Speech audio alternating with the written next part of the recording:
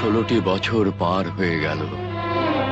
এই দীর্ঘকাল আমি প্রজা পালন করেছি, রানীদের সব আশা পূরণ করেছি। প্রজারা খুশি, রানীরাও খুশি।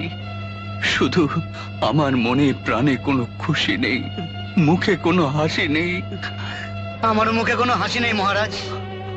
হ্যাঁ, ছোট রানীকে বনবাসে দেবার পর থেকে তোর মুখেও কোনো হাসি দেখিনি। এমন সুলক্ষণা নারীর কপালে ভগবান কেন যে এত দুর্ভোগ লিখেছেন বুঝতে পারি না। কে সুলক্ষণা? মহারাজের কানে এইসব আজে বাজে কথা বলে আমাদের বিরুদ্ধে তার মন মিশিয়ে দিচ্ছিস। হারামজাদা! মেরে ফেলবো, মেরে ফেলবো। বড় রানী, মারুন রানীমা, মারুন, আরো মারুন, আরো মারুন, যত খুশি মারুন। 16 বছর ধরেই তো আমি আপনাদের মার খাচ্ছি, বাকি জীবনটা আপনাদের মার খেয়ে শেষ করে দিতে চাই। তবু আমি মহারাজকে ছেড়ে কোথাও যাব না। বড় রানী, এ কি করছো? আপনি কোনো কথা বলবেন না মহারাজ, ওরাই আজে বাজে কথা বলে আপনাকে অস্থির করে তুলেছে। বড় রানী, আমার মনে হয় কোথাও যেন একটা কি গরমিল আছে। কিছু একটা বড় রকমের ভুল আমি করেছি। জানি না কোথায় কি অবস্থায় সেই হতভাগিনী দিন কাটাচ্ছে।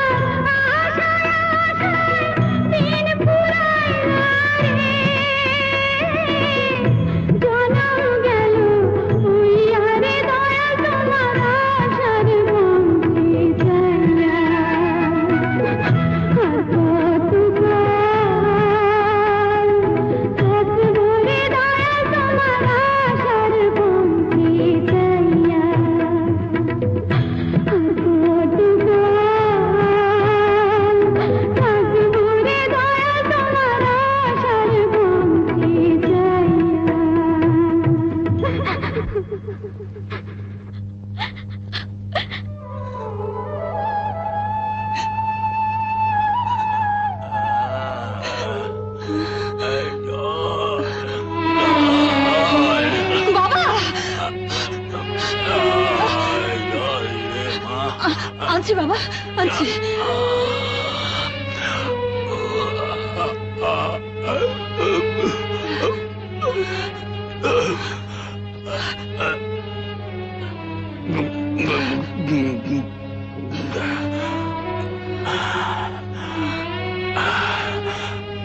মারে,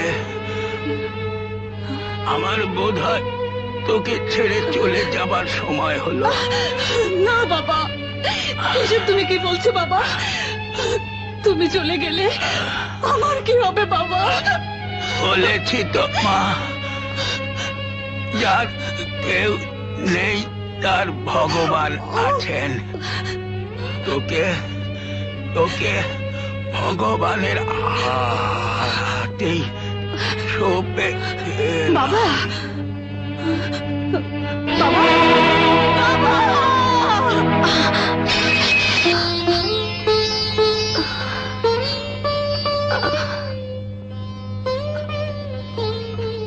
কদিন ধরে কি যে হলো, শুধু বাধা আর বাধা।